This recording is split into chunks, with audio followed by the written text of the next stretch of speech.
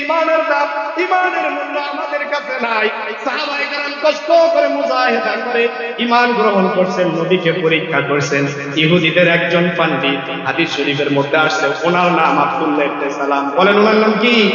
হযরত আনাস রাদিয়াল্লাহু তাআলা আনহু থেকে হাদিস বর্ণিত।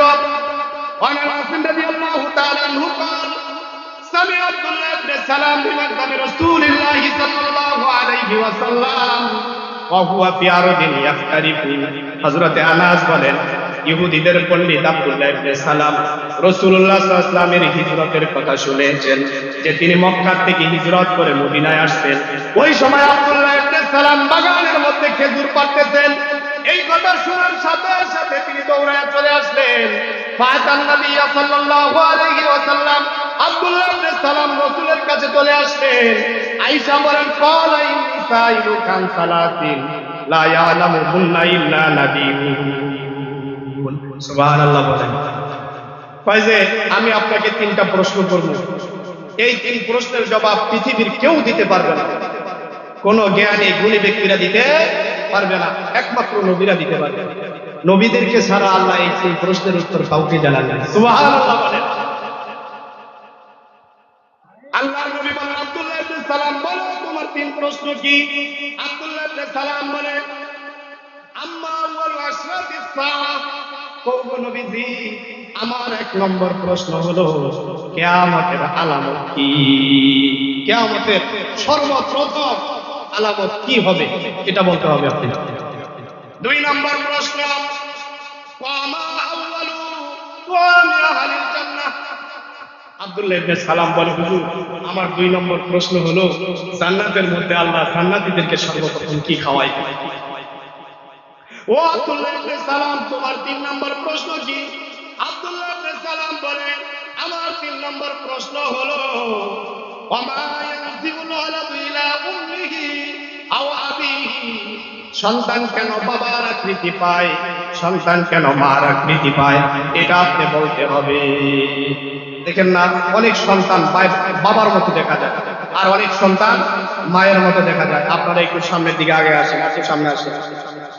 অনেক সন্তানকে বাবার আকৃতিতে পাওয়া যায়, অনেক সন্তানকে মার আকৃতিতে পাওয়া যায়। ও আব্দুল্লাহ ইবনে সালাম, ঠিক আছে তোমার তিন প্রশ্ন হয়ে গেছে, তবে তুমি সুসংবাদটা শোনো। ক্বালা আখবারানি বিহিন্না জিবরীল আনিফা। সুবহানাল্লাহ বলেন।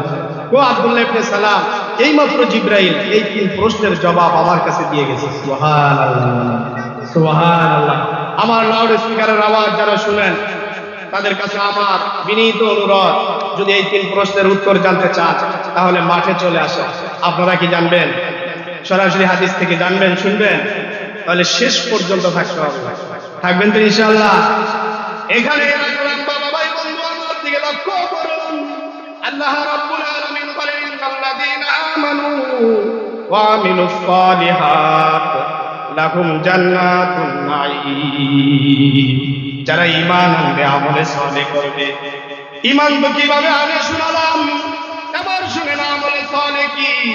ঈমানের পরে সবচাইতে গুরুত্বপূর্ণ আমল হলো নামাজ। কি বলেন? নামাজ। রব্বে কারীম একবার দুইবার নয়, কোরআনের ৮২ জায়গায় নামাজের কথা বলেছেন। রাসূলুল্লাহ সাল্লাল্লাহু আলাইহি ওয়াসাল্লাম একবার দুইবার নয়, জীবনের ৬৫০০ বারের বেশি নামাজের তালিম, নামাজের ট্রেনিং, নামাজের মাসলা মাসাইল, নামাজের ফজিলত ফাজাইল বর্ণনা করেছে। কখন আল্লাহর নবী বলছেন মান সাল্লাল বারদাইন দাখালাল জান্নাহ, কখন নবীজি বলছেন আসসালাতু মিরাজুল মুমিনিন, কখন নবী সাল্লাল্লাহু আলাইহি ওয়াসাল্লাম বলেছেন মান সাল্লা লিল্লাহি তাআলা বাইনা ইয়াওমান ইউদরিকু তাকবীরাতাল উলা কুতিবা লাহু বারাকানে বারাতুম মিনান নার ওয়া বারাতুম মিনান নিফাক। এইভাবে একবার দুইবার নয়, নবীজি তার জীবন দশায় ৬৫০০ বারের বেশি নামাজের কথা বলেছেন, নামাজের ট্রেনিং দিয়েছেন, নামাজের মাসলা মাসাইল বর্ণনা করছেন, ফাজাইল ফজিলত বর্ণনা করেছেন। নবীজি বলছেন আউয়ালু মা ইউহাসাবু বিহিল আবদু ইয়াউমাল কিয়ামাতিস সালাহ। কিয়ামতের ময়দানে সর্বপ্রথম নামাজের হিসাব হবে। ফাইন তালওয়া সাইরু আমালিহি, বান্দার নামাজের হিসাব যদি সঠিক হয়ে যায়, বান্দার সব আমল সঠিক হয়ে যাবে। ওয়াইন ফাসাদাত ফাসাদা সাইরু আমালি, বান্দার নামাজের হিসাবের মধ্যে যদি গরমিল লাইগা যায়, বান্দার সব আমলের ভিতরে গরমিল লাইগা যাবে। এই জন্য বাবা ভাই বন্ধু, ইমানের পরে সব চাইতে গুরুত্বপূর্ণ আমল হলো নামাজ। এই বিষয়টা সাহাবায়ে কেরাম বুঝছে, সাহাবায়ে কেরাম জীবন দিয়ে নামাজ প্রতিষ্ঠিত করে গেছেন। সাহাবায়ে কেরামকে যদি জিজ্ঞাসা করতো, ও আব্দুর রহিম, ও আব্দুল করিম, তোমার বাবা কই গেছে? কয় মসজিদে গেছে। কয় কখন আসবে? কয় তা তো জানি না কখন আসে। যদি জিজ্ঞাসা করতো, আব্দুর রহিম, আব্দুল করিম, তোমার বাবা কই গেছে? কয় বাজারে গেছে। কয় কখন আসবে? কয় এই তো এখন চলে আসবে। আর আপনার আর আমার ব্যাপার হলো কিরকম একটু লক্ষ্য করেন। যদি জিজ্ঞাসা করবো, সাবধানে তোমার আব্বা কই গেছে? কয় যে মসজিদে গেছে। কয় কখন আসবে? কয় ফজরের নামাজ পড়তে কতক্ষণ লাগে? এই তো আয়া পড়বে। যদি জিজ্ঞাসা, সাবধানে তোমার আব্বা কই গেছে? কয় যে বাজারে গেছে। কয় কখন আসবে? কয় মাঝে মাঝে তো 12টায় আসে, 1টায়ও আসে, কখন আসে নির্দিষ্ট নাই। বাবা ভাই বন্ধু, আল্লাহর নবী বলেন, আহাব্বুল বিলাদি ইলাল্লাহি মাসাজিদুহা ওয়া আবগাদুল বিলাদি ইলাল্লাহি আসওয়াকুহা। এর মুলাই বর্তমানের মানুষ অন্তরের কান দিয়ে শুনেন, আমার তেমন একটা সুর নাই। আমি আপনাদেরকে পাগল করার জন্য আসি নাই, আপনাদের ব্রেনের মধ্যে একটা কথা বুঝিয়ে দিতে আসছি।